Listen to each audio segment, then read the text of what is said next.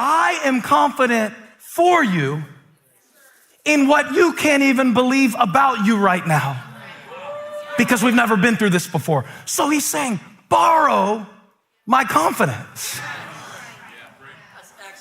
Did you know you can do that? I don't know what your philosophies are on borrowing money. It's fine. I don't care. We all think different things. So you're Dave Ramsey, you don't borrow, or you do, or whatever. I don't care. Rich dad, poor dad, Dave Ramsey. I'm not a money man. I'm a preacher, all right? So I'm not talking about borrowing money. I'm talking about a different currency called confidence. And what you believe about what you can be, and what you believe about what you have inside of you, and what you believe about what God called you to do, and what you believe about what you're going through. That's what I'm talking about. The currency of confidence. So when you're young, you start borrowing confidence from the wrong places. You borrow confidence from sexual attractiveness. Woo, did you hear the decibel level sink down beneath the floor? It's like, oh my God, he's preaching like it's 2021. It's like people really run around to different sexual partners. Partner after partner after partner after partner after partner. And rather than ever being in a real relationship, the good part, where you have to love somebody for who they are, not what they look like. You take this feeling of, oh, I have somebody. And you borrow the confidence of having somebody.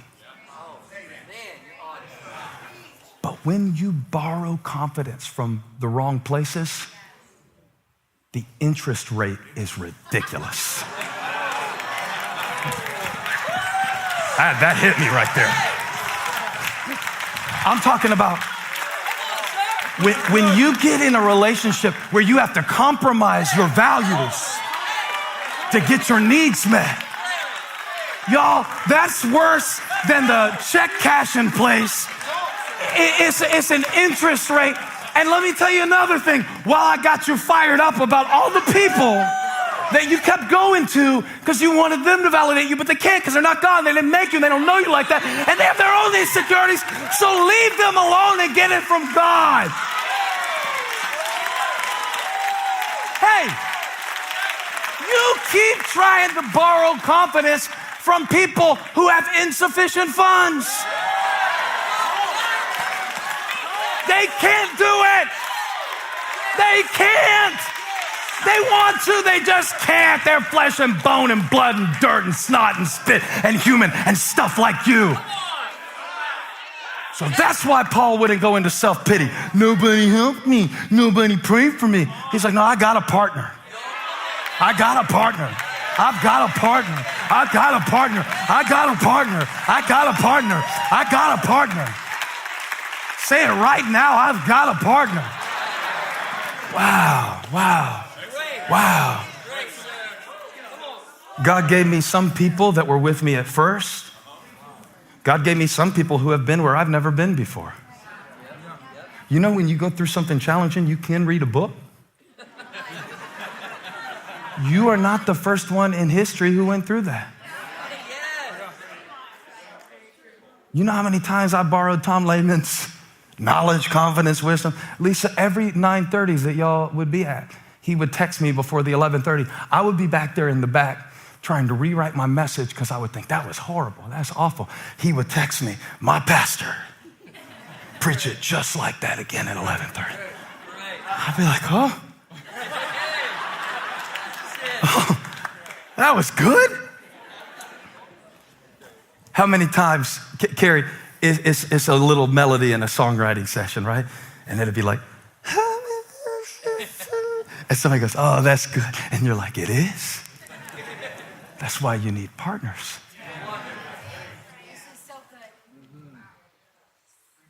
Are you always the needy one? Or can somebody else hold a little bit of your faith for a while? Are you always Epaphroditus, or can you be Paul sometimes too?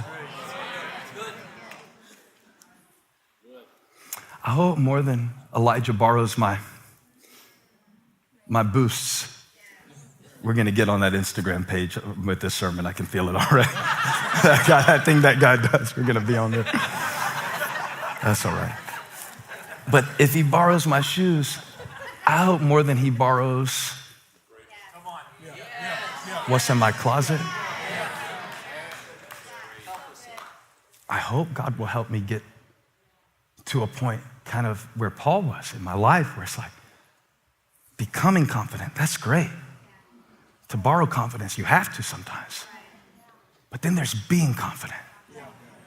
It's where this is what God has called me to do.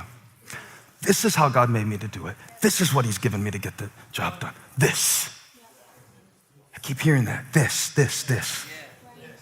All the clothes in the world, all the money in the world.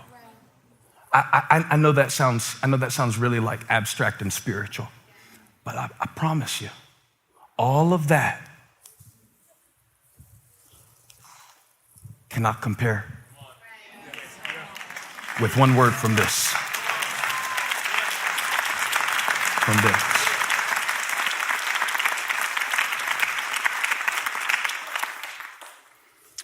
You forgot about David, Pastor.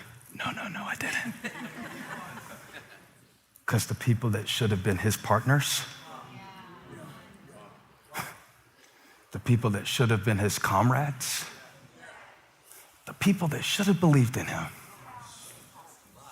Isn't that awful? When the people who should have said, you got something, man.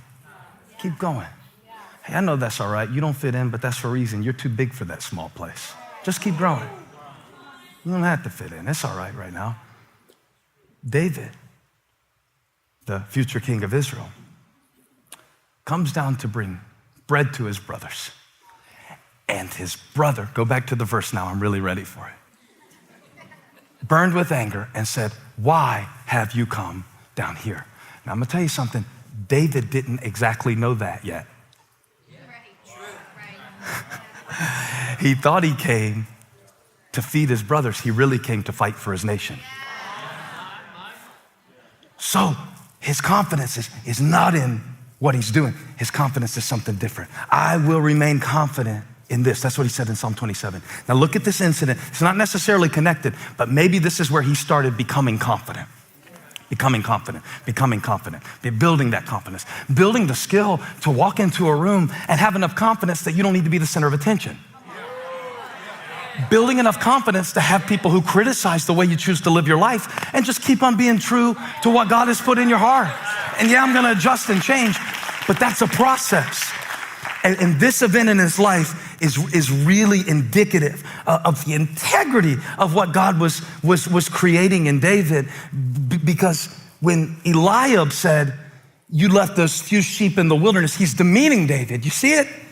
You're a shepherd, you're not a soldier, you're too young for this, you're too small for this, you're too little for this, you have bad motives, all the things that people may say, okay? He's saying all of that, and he accuses him and belittles him. He says, you down there keeping a few sheep, you don't belong here. I know how conceited you are and how wicked your heart is. You came down only to watch the battle. And David is a little bit confused, frustrated for sure. Now what have I done? Can't I even speak? And then he turned away to someone else and brought up the same matter.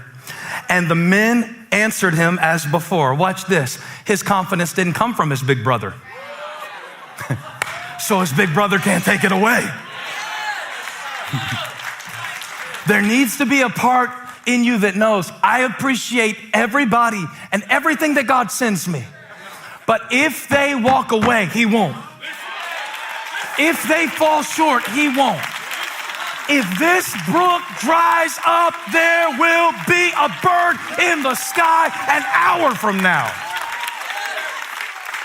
And David is young, but he's confident. It's not about the shoes. It's not about the swag. It's not about the beliefs of other people. When will you stop borrowing other people's bad beliefs?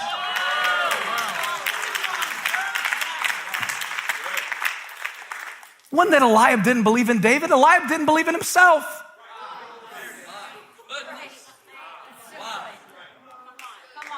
I don't have to carry things that others believe. I don't have to carry things that culture believes. I don't have to feel how culture feels about things. I don't have to pay the interest rate on a broken world system of thought. I don't have to pay a generational tax on what happened in my great-grand. I can break it in my bloodline if I can believe it in my spirit. Y'all calm down, you're pushing me. But God says some of you are built to break it. You're built to break it. What they said is not your limitation.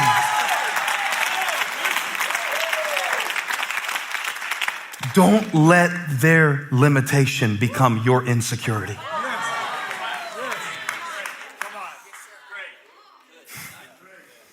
Just because they can't see it doesn't mean you can't see it. Just because they can't believe it doesn't mean you can't believe it. And you're like, you sound kind of cocky up here right now, Pastor. I thought we were supposed to be humble as Christians. Imagine what it took for Jesus, for the joy set before him to endure the cross, despising its shame, with everybody telling him, come down and prove that you're God. Call the angels, call your Father. And he stayed up there, confident, on that cross. Paul said, I learned from the Master. I want to be in the fellowship of his sufferings, to participate in his resurrection power. It's a partnership. It's a partnership.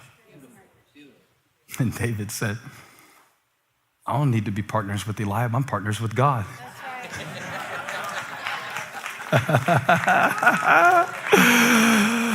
Partners with God.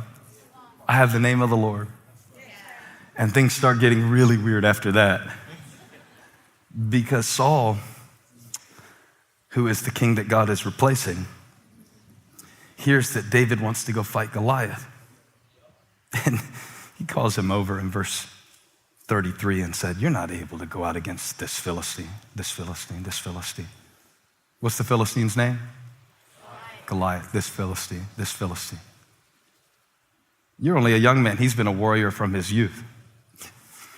His inexperience was his greatest benefit. Everybody else knew too much. David was dumb enough to defeat the enemy that they were running from.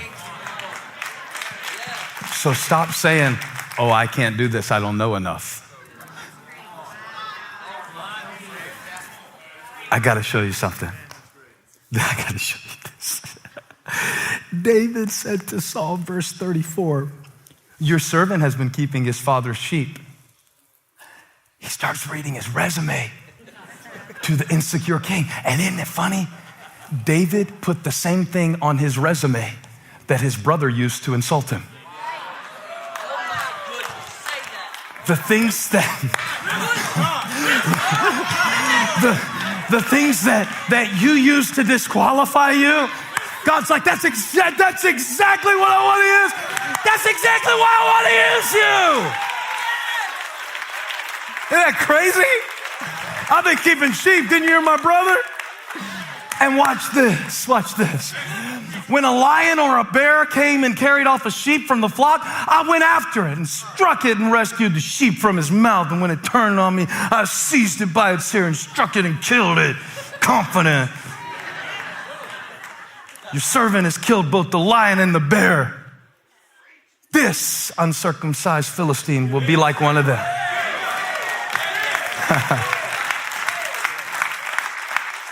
Because I got a partner. So, what do you do when your big brother doesn't believe in you and neither does your leader? When you go to get help and encouragement and love and support, because some of you are there, man, you're like, I don't have anybody. I'm not like Paul. I don't have the Philippians. I'm not an apostle. It's great, Pastor Steven. I don't have Holly on the front row. She's an encouraging angel and she loves you, and she does, and that's great. But since David couldn't get it from Eliab, and he couldn't get it from Saul, he borrowed it from a bear.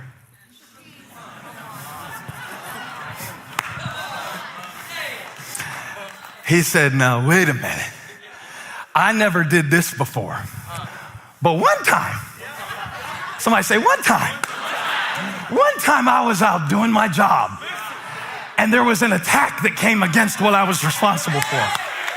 And no, it wasn't some big giant, some Philistine army. No, I've never been on this level before. No, I've never been in this season before. No, I've never dealt with this challenge before. I never pastored through a pandemic before. But one time, I'm talking about first day faith. One time, come on, bring it all the way back. I know you never did this before, but you did that. You did that. Put it in the chat. I did that. I did that. I did that. I held on to God when I had no job. I held on to God when I had, this is for somebody. This is for somebody who's up under a threat of intimidation right now for something that you've never traveled this way before. But you did that. And the most anointing thing I read in a long time is verse 36. This will be like one of them. This.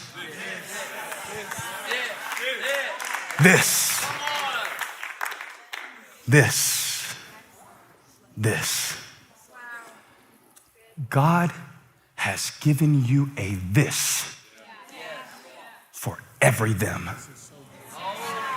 Every enemy, every insecurity, every question. God has given you a this. Now, if you start getting distracted by them, what they're doing, where their life is, how they're progressing, what they've accomplished, your power is not in them. It's in this. And your confidence will follow your focus. Your confidence will follow your focus. So you will start believing the fear report like the spies who kept the whole nation from going into the promised land. Because they had a good land, but they had a bad report. This. It's an amazing thing to realize the power of your this. Hey, thank you for watching. Make sure you subscribe to this channel so you don't miss a single video or live stream, and share this video with a friend. And don't forget, you can join me live every Sunday. Thanks again for watching.